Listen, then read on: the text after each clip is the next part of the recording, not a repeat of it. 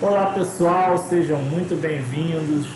Hoje estamos aqui mais uma vez, muito felizes por poder reencontrá-los e hoje nós vamos começar umas passagens bem bacanas que são as parábolas de Jesus, né? Então hoje nós vamos falar sobre a primeira parábola. Mas antes disso, queria convidar vocês a se inscrever no nosso canal, a clicar no sininho para que você possa receber todas as notificações. Olá, sejam bem-vindos. É um prazer mais uma vez aqui nos encontrarmos, não é? Unidos num só coração, num só pensamento, de aprofundarmos, né? Estudarmos um pouquinho mais os ensinamentos do nosso querido Mestre Jesus. E é um prazer tê-los conosco. Então, hoje vamos falar da parábola do semeador, né? Parábola, uma das parábolas mais bonitas e mais importantes, mais famosas, pelo menos, do Evangelho, né? Ela está em Mateus 13, 1 a 9.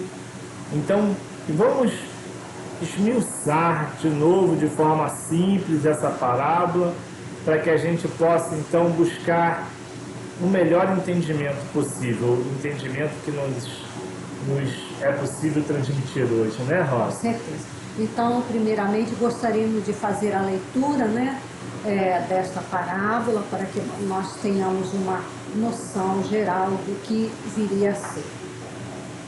Então, tendo Jesus saído de casa naquele dia, estava assentado junto ao mar, e ajuntou-se muita gente ao pé dele, de sorte que, entrando num barco, se assentou, e toda a multidão estava em pé na praia. E falou-lhe de muitas coisas por parábolas, dizendo: Eis que o semeador saiu a semear. E quando semeava, uma parte da semente caiu ao pé do caminho, e vieram as aves e comeram-na. E outra parte caiu em pedregais, onde não havia terra bastante, e logo nasceu, porque não tinha terra funda. Mas vindo o sol, queimou-se e secou-se, porque não tinha raiz. E outra caiu entre espinhos, e os espinhos cresceram e sufocaram-na. E outra caiu em boa terra e deu fruto, um a 100, outro a 60 e outro a 30. Quem tem ouvidos para ouvir, que ouça. Graças a Deus. Graças a Deus.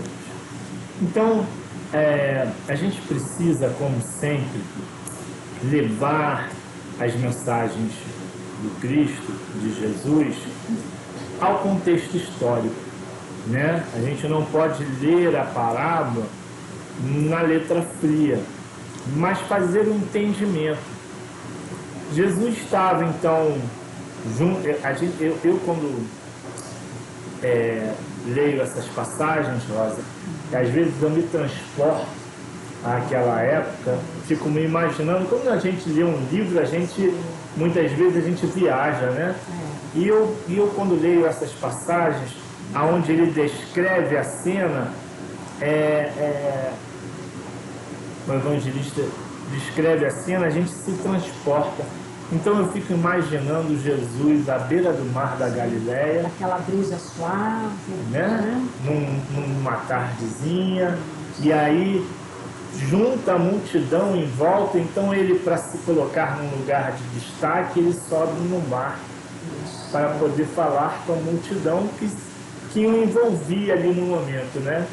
E Jesus vem então trazer mais um ensinamento, né? Mais um ensinamento divino, mais um ensinamento ao povo, né? Que o cercava. E essa parábola do semeador, ela fala em especial das nossas vidas, né? Ela vai falar da semente, ela vai falar da terra, né? E ela fala do semeador. Mas Veja, o mais importante, na minha visão, é a terra. Porque é a partir da qualidade da terra que a semente vai ser semeada que há diversos tipos de consequências. Então, o sujeito aí, entre aspas, mais importante aí é a terra. Quem é o semeador? Jesus, o semeador divino, né? Exato. E a semente são os ensinamentos de Jesus, né? O Evangelho, que também não deixa de ser a semente divina, né? Imutável. Veja que a semente, ela trará o mesmo fruto a todos que a semearem, a todos que plantarem corretamente, vai receber aquele fruto. Isso, vai depender do solo, né? Sim, Que somos nós, né? Isso mesmo. Os solos somos nós. E aí, esse solo, ele diferencia pelo momento que ele está. Então, Jesus faz essa comparação, né? Então, a gente vai esmiuçar um pouquinho essa comparação do solo, porque até no final, quando ele fala do solo fértil, ele ainda assim diz que há vários tipos de produção nesse solo fértil. Outros menos. É verdade. Então, eis que o semeador saiu para semear. Então aí é preciso a gente entender, né, que a gente precisa abrir as portas do coração, né? A gente precisa nesse momento entender que a gente precisa deixar aquele momento de cristalização para se deixar semear, né? Então, eis que ele sai para semear, que ele sai para o ato de semear, é o ato de plantar. Exato. Né? É o ato é a ação de plantar alguma sempre coisa. Ação, não é? Sempre ação, né? Então a gente não pode estar cristalizado, né, Rosa? Exato. E veja o seguinte, olha, para a gente entender um pouquinho mais dessa parábola, a gente precisa, como eu falei antes, levar para o contexto histórico. Hoje, quando a gente planta, né, muitas vezes já está até máquina industrializado quase, né? As máquinas vão lá e fazem tudo, aram o solo, fertiliza, o agricultor ele vai, passa a máquina, depois ele vê o pH, vê se precisa adubar. Naquela época não tinha nada disso. O semeador ele jogava a semente na terra sem preparo algum. E só depois que ele jogava a semente é que ele passava o arado. Então, por isso que umas sementes caem no caminho, uns caem na pedra, outros caem no meio do espinheiro e outros em solo fértil. Porque é o contexto da semeadura, da agricultura daquela época. Então, Jesus sabiamente pega um contexto da vida daquele povo para trazer um ensinamento, né? E é que a gente hoje, talvez, se a gente for falar em semeadura, talvez a gente trazendo para o dia de hoje, não, mas o solo já está preparado, como assim? Eu já preparei, já adubei, já corrigi o pH, já arei, não tem pedra, não tem espinhos, não tem nada. Então, essa parábola parece estar fora do contexto, mas não está. Naquela época, na época de Jesus, o semeador semeava na terra sem nenhum preparo. Só depois ele arava, e aí a terra revolvida, né, tinha mais chance da semente fecundar. Mas mesmo assim ainda tinha aquelas que caíam na pedra, aquelas que caíam no espinheiro. Então vamos ver, né, qual o sentido dessa primeira passagem, né, que ficou ali perdido ao meio do caminho e as aves comeram. Quem seriam, não é, as pessoas? Qual seria este solo? Então este solo, como nós dissemos no início, somos nós, né, a nossa humanidade. como é que a nossa humanidade se comporta perante os ensinamentos do Cristo até hoje. Né? Sim. Então ele fala assim, e quando semeava, uma parte da semente caiu ao pé do caminho, e vieram as aves e comeram. Mateus 13:4. Né? Então, se a gente fala que o solo somos nós, Rosa, quem são essas pessoas no qual a semente caiu pelo caminho e as aves foram lá e comeram? Veja que ela nem brotou. Né? As aves foram lá e rapidamente comeram. Esses são aqueles que chegam a ouvir as lições do Evangelho, mas que não se prendem a ela. É aquelas que não, o Evangelho não toca. Isso, né? sim, ainda são insensíveis, né? Sim. Ainda são insensíveis a esses ensinamentos. Nós poderíamos dizer, então, que seriam os materialistas, não é? Aqueles que estão tão somente apegados ali no comer, no beber, no dormir, no procriar, sem se preocupar. São mais comodistas, né? Sim, Os materialistas. exato. Estão acomodados ali, né? Estão naquela zona de conforto, sem se preocupar, como nós na doutrina espírita, né? É sempre proposto a nós sermos capazes de respondermos quem somos, de onde viemos, para onde vamos, não é? É esse questionamento que faz parte de todo aquele ser que já desperta para as verdades eternas, né? O verdadeiro sentido da vida, que não é só o prazer, não é? Da carne, os prazeres, do corpo. Veja, mas ninguém fica para trás. Não. Né? Então, esses que ainda estão nessa fase, só a roda das reencarnações vão fazer elas se desenvolverem.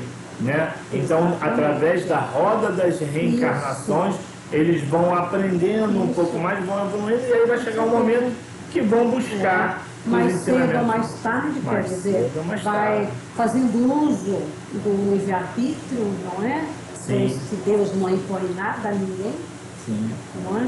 Então, aquela história. É a liberdade de escolha. Sim, é o nosso livre-arbítrio, mas o nosso livre-arbítrio muitas vezes vai nos trazer consequências. Sim. Essas consequências vão nos trazer as nossas provações, as nossas dores. Sim. E elas vão nos modificando intimamente, né? Vão fazendo que a gente vá se burilando. Isso, vai despertando. Vai despertando. Poucos, né? As verdades eternas, e descobrir qual é o verdadeiro propósito das nossas existências aqui no nosso planeta Terra.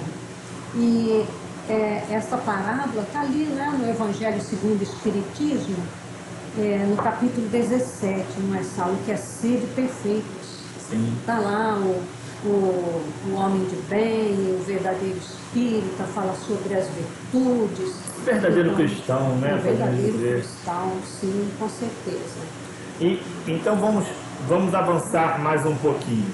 E a outra parte caiu em pedregais, onde havia terra bastante, onde não havia terra bastante. E logo nasceu, porque tinha terra funda, mas vindo o sol, queimou-as e secou-se, porque não tinha raiz. Veja, não tinha terra funda, né? Não tinha terra suficiente. Não criaram raiz suficiente, né? Então, esses são aqueles que já estão melhores do que os primeiros, né? Sim, um pouco melhores, não é?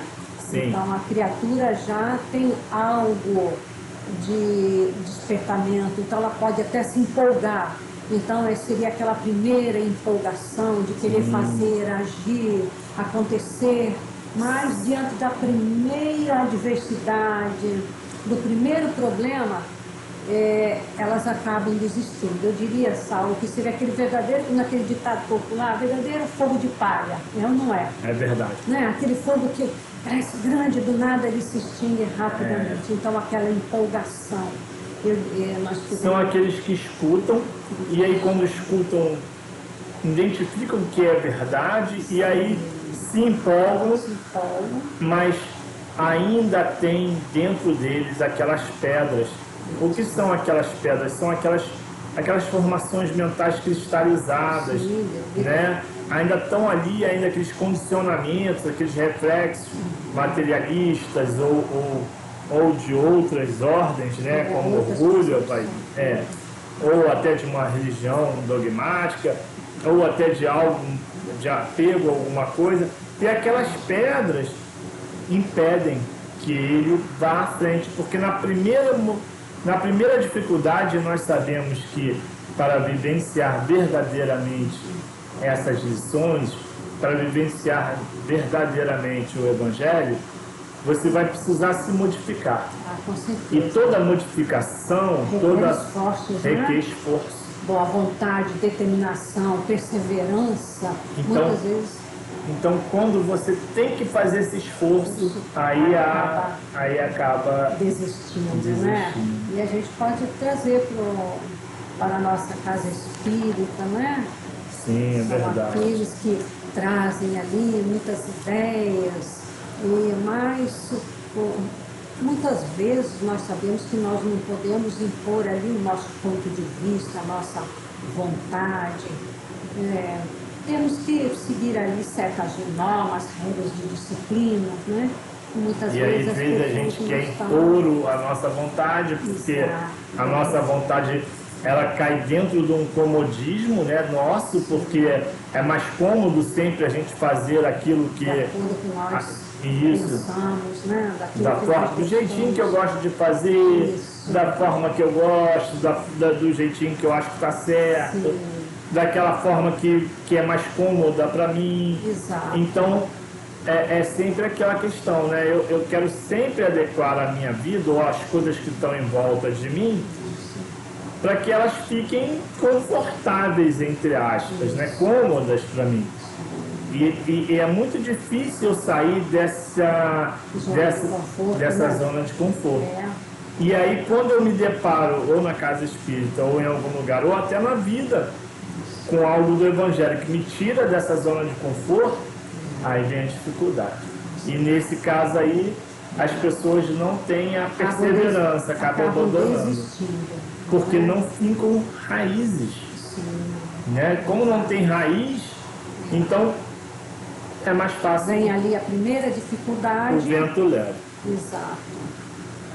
Bom, então vamos à frente. E outra caiu entre espinhos, e os espinhos cresceram e sufocaram. Mateus 13, 7. E o que seriam esses espinhos, né? Nós poderíamos dizer que seriam as nossas imperfeições universais. Eu diria que não só as nossas imperfeições, mas o mundo, né? Sim, muitas vezes o trabalho, a minha vivência com a família, que não deveria ser empecilho, mas eu alego que eu preciso cuidar do meu filho, eu preciso cuidar do meu trabalho, eu preciso cuidar da minha saúde, eu preciso fazer ginástica, eu tenho sempre uma desculpa. Sim, está lá em Emmanuel, né? Emmanuel também afirma, esses espinhos podem ser nossas fragilidades, perfeições tais como orgulho, egoísmo, a vaidade, a prepotência, a arrogância, né? Sim. Tudo aquilo que nós ainda vamos mais uma vez recordar a condição do nosso planeta, não é? Nosso planeta é um planeta de expiações e provas, então em que a maioria da nossa humanidade ainda carrega, né? A maioria de nós carrega essas imperfeições que muitas vezes dificultam a nossa caminhada em colocarmos em prática aquilo que nós já conhecemos, mas a vivência se torna difícil, né? Muitas vezes priorizamos, como você falou, o lado tão somente material. Sim. Eu gostaria de citar o Eliseu Rigonati, no Evangelho dos Humildes, que ele diz assim, ó: temos aqui aqueles que, ao ouvirem a palavra divina, comparam as coisas materiais com as espirituais e se decidem pelas materiais, por parecer-lhes um caminho mais fácil e mais cômodo. São as almas de pequenino desenvolvimento espiritual que se acomodam melhor nas facilidades que a matéria proporciona. Né? Então, aquilo que a gente estava falando, né? Ou seja, pelos nossos defeitos, né? Ou os espinhos podem ser o nosso egoísmo, a nossa intolerância, a nossa maledicência, o nosso autoritarismo, o orgulho, a vaidade, o personalismo, como você mesmo citou, entre tantos outros vícios, né, que a gente tem, mas também pode ser essa questão da escolha, né, da vida, que no Evangelho também está, né, não posso servir a Deus e a mamão. Então, eu vou acabar escolhendo aí os espinhos, essa questão de sufocar a vida material nos sufocando. Né? Que fala mais alto. Fala né? mais alto. Damos prioridade a tudo que muitas vezes pela luta, né, da vida, do trabalho, a família. E quanto engano, né, Rosa? Porque veja, não que não seja justo, não estou dizendo que não é justo, é importante. Porque a lei do trabalho é uma lei divina, né? Está lá no livro dos Espíritos. Todos nós temos que trabalhar, temos que sustentar nossas famílias, temos o direito ao conforto, não ao supérfluo, mas ao conforto sim, por que não? Né? Não em esbanjar o material, mas tudo aquilo que vai trazer, vamos dizer assim, uma vida digna e confortável, não há problema, não há impropriedade nisso. Mas veja quanto engano quando a gente se apega só a isso, porque tudo isso é passageiro. Nada disso vai passar do túmulo, né? Tudo que a gente conquistar de material cessa no túmulo. Aí você vai dizer, mas eu vou deixar para o meu filho. Mas se não for do plano reencarnatório dele, se não for da vontade de Deus, entre aspas, quantos você conhece que já torrou tudo? Sim, com certeza. Em pouco tempo torra grandes fortunas. Grandes fortunas, né? Porque não é garantia, nada disso é garantia. E às vezes fica sem nada mesmo, nem de onde morar, porque não é previdente, não tem capacidade para amealhar mais coisas e acaba perdendo tudo. Talvez porque não houve a educação adequada, talvez até por falta de tempo para juntar toda essa fortuna, né? Bom, mas esse é conversa para um outro momento, para uma outra passagem. Vamos mais à frente então um pouquinho e vamos falar que outra caiu em boa terra e deu fruto, a 100, outra a 60 e outra a 30. Quem tem ouvidos de ouvir, quem tem ouvidos para ouvir, que ouça. Então, quando a gente fala aí da boa terra, esses são aqueles que realmente já estão preparados, né? Conseguem ouvir o Evangelho, conseguem captar as suas mensagens e colocar em prática a ação e vivenciá-las, né? Porque é preciso vivenciar todo o seu Evangelho, senão não adianta, né, gente? Então, assim, não adianta eu aprender. O aprendizado, como a gente já falou aqui, o aprendizado teórico, literário do Evangelho, ou do Pentateuco, ou dos livros espíritos, ou da Bíblia, não lhe transforma num bom cristão, não lhe modifica. Né? O necessário é eu aprender e vivenciar isso. E a grande dificuldade está em vivenciar. Então, por que uns, apesar deles já serem campo fértil, por que uns então dão 100, 60. Outros 60 e outros 30? Por que será? Né? Porque quais são as diferenças aí, né? Aonde que está isso aí? Onde que há realmente essa diferença aí, né? Então, a gente pode dizer que uns são os nossos talentos, né? Que uns você vai pegar aquilo e vai realmente aplicar, mas até aqueles que já conseguem fazer esse esforço, né, de vivenciar, ainda estamos em níveis diferentes, Sim. em momentos Em diferentes. níveis de evolução diferentes. Sim, né? então um Aqueles consegue... Pode falar. aqueles que produzem mais são espíritos mais preparados, não é? Então, quem é que nós poderíamos citar aqui? Aqueles que produzem 100 por um. Então, aqueles que produzem o máximo seriam os missionários, né? Esses seres que vêm até nós, dando o exemplo, não é? Da verdadeira vida pautada no Evangelho de Cristo, que é a prática da caridade, amor ao próximo. Então, a gente pode dizer que esses que dão 100 já são espíritos que já conseguem quase que completamente vivenciar o Evangelho, Isso. né?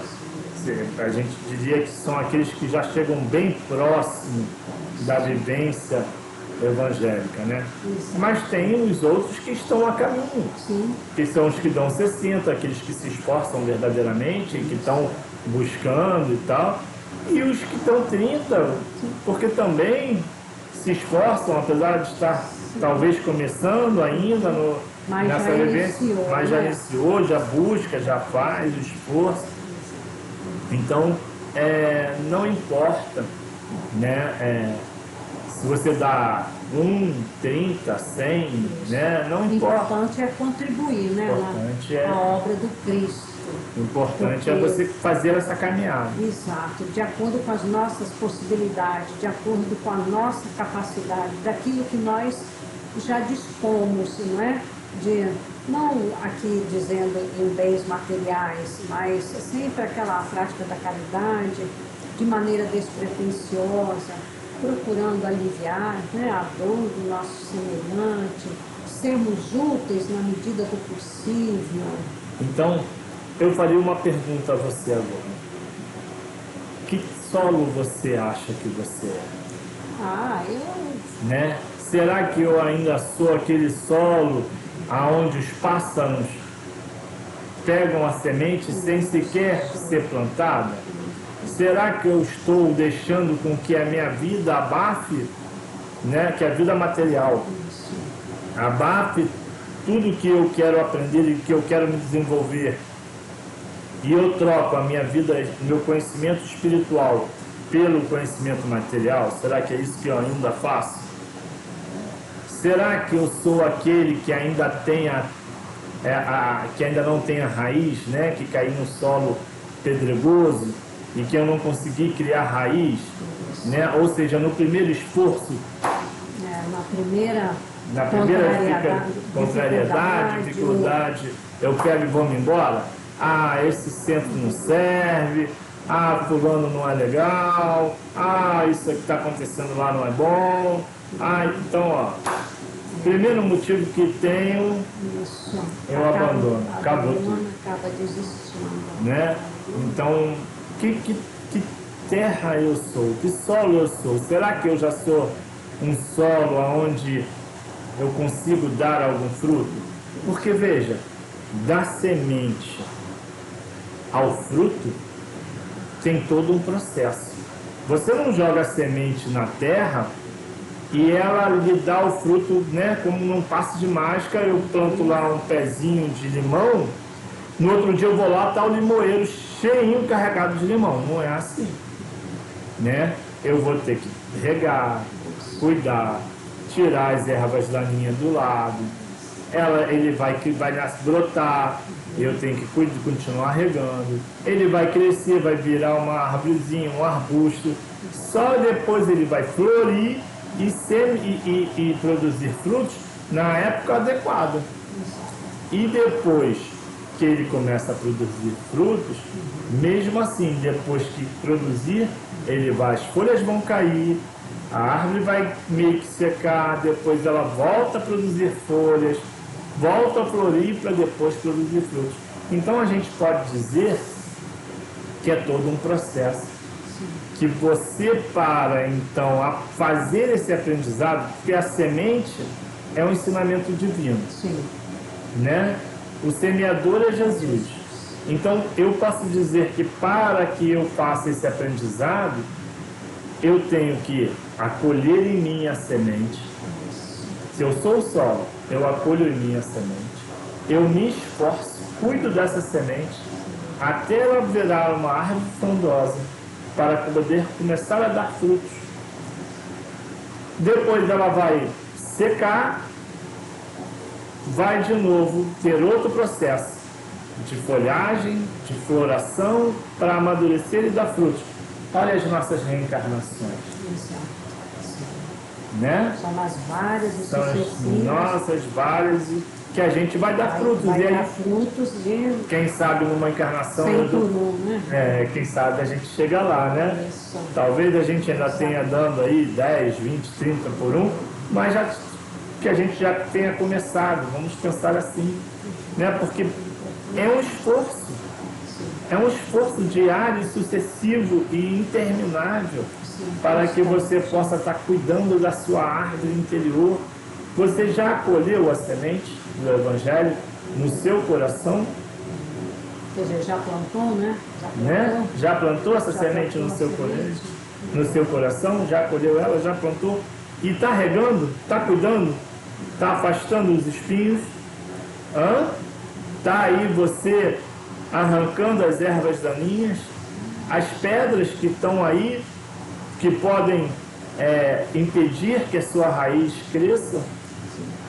Você está catando elas e está arrancando? Então faça esse pensamento. Como é que eu estou cuidando do meu solo? Como é que eu estou acolhendo o Evangelho, os ensinamentos de Jesus? Né? Isso é importante.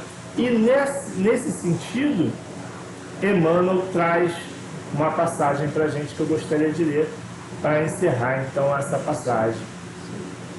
Se o terreno de teu coração vive ocupado por ervas daninhas, e se já recebestes o princípio celeste, cultiva-o com devotamento, abrigando-o nas leiras de sua alma.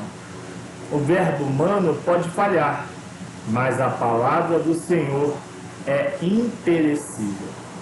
Acredita e cumpre-a, porque se te furtas ao imperativo da vida eterna, cedo ou tarde, o anjo da angústia te visitará o espírito, indicando-te novos rumos. Emmanuel, no livro Pão Nosso.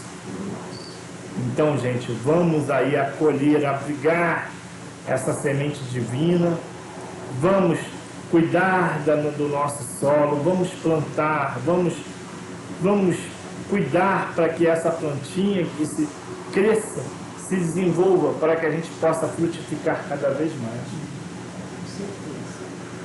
Somos os verdadeiros espíritas, né?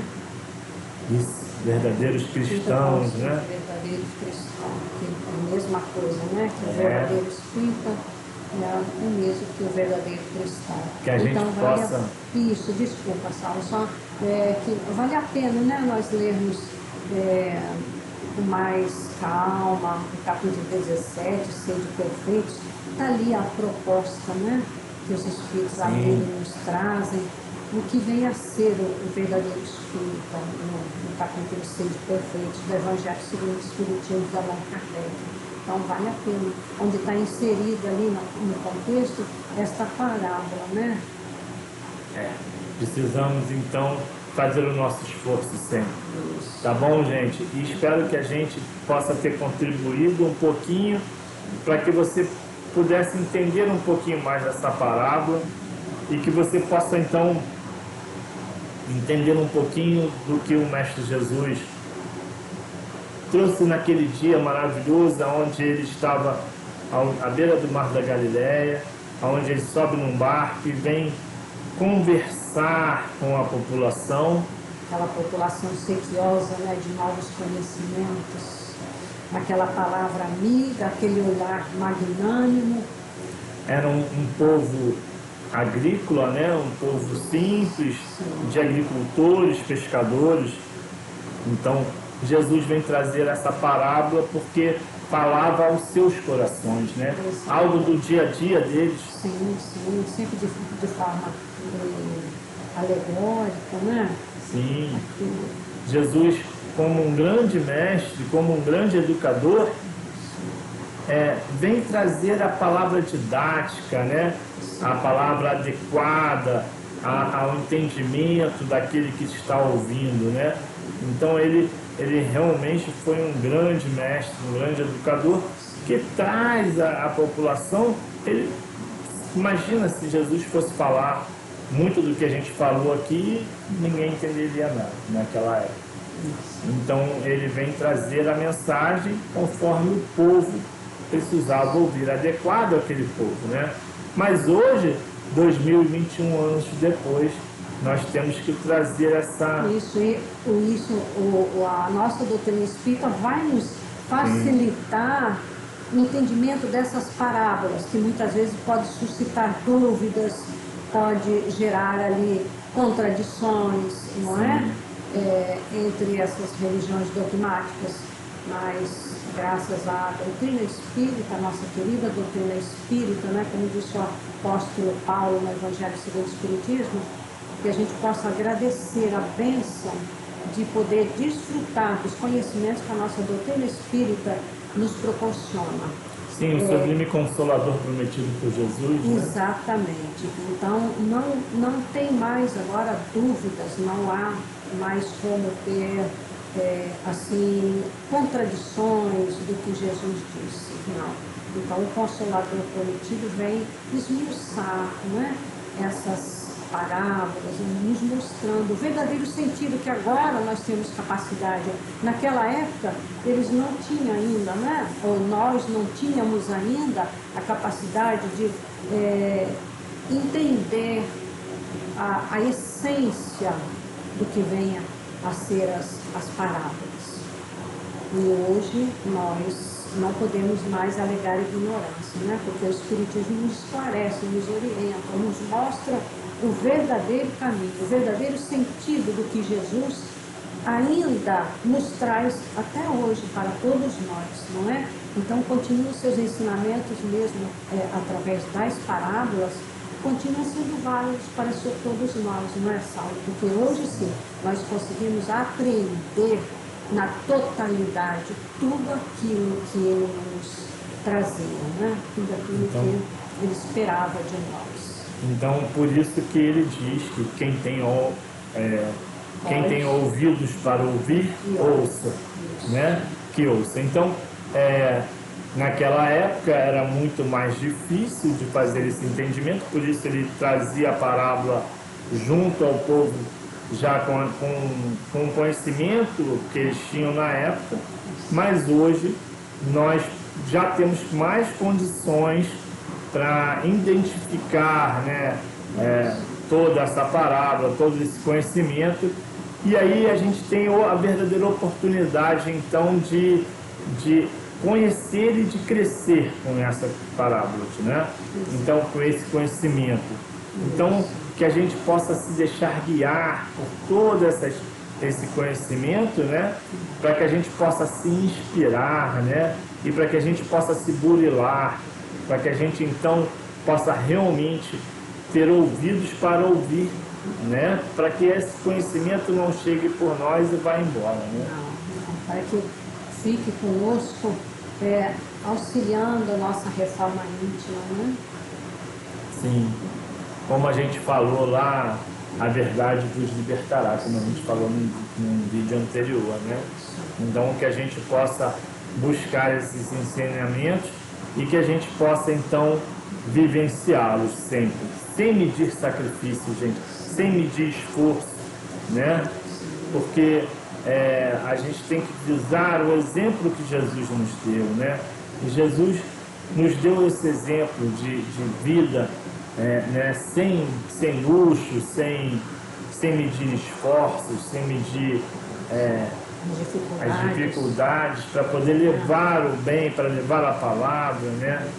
Então, e vamos pensar nos seus apóstolos e discípulos, né, que doaram a própria vida para que este ensinamento se perpetuasse e chegasse até nós hoje. Então, como está lá no Evangelho segundo o Espiritismo, Jesus não exige este sacrifício de nós, hoje, aqui, né, em pleno século XXI, seria tão somente o sacrifício de combatermos em nós o orgulho e o egoísmo. Então, esse seria o nosso maior sacrifício, que são as duas chagas da nossa humanidade atual, que é o orgulho e o egoísmo. Esse seria o nosso maior sacrifício, não mais o sacrifício de nossas vidas, né? Como os primeiros se doaram ali em holocausto e sacrifícios, doando as suas próprias vidas. Agora temos que nos doar em esforço íntimo, né? Em burilamento íntimo. E não é fácil, gente. Então vamos lá, mãos à obra, vamos começar. Vamos lá, vamos arar o nosso terreno, vamos plantar a nossa semente e vamos colher bons frutos, tá bom? Com o nosso próprio esforço. Nossa boa vontade, determinação e perseverança. Isso aí. Na prática do bem, amor ao próximo. Gente, queria me despedir de vocês. Grato pela paciência de nos ouvir, por estar aqui conosco sempre. Nós agradecemos e pedimos a vocês que participem dos grupos de estudo na nossa fanpage, que participe, faça um comentário aqui embaixo, deixando, é sempre importante o seu comentário. Se quiser tirar alguma dúvida, é só postar aqui, nós vamos responder, né? Dentro da nossa limitada condição, dentro do nosso limitado conhecimento, mas nós com certeza responderemos, tá bom? E assim, agradecemos realmente muito a presença de vocês e até a próxima, pessoal. Muito obrigada. Agradecemos pelo carinho, não é? Pelas palavras que muitas vezes vocês direcionam a nós. A nossa eterna gratidão e até a próxima oportunidade. Fiquem com Deus, que o nosso amado Mestre Jesus, este homem luz, possa nos trazer sempre a força, a coragem, a paciência, a tolerância, sobretudo resignação nas provas de nossas vidas. Fiquem com Deus. Beijo a todos.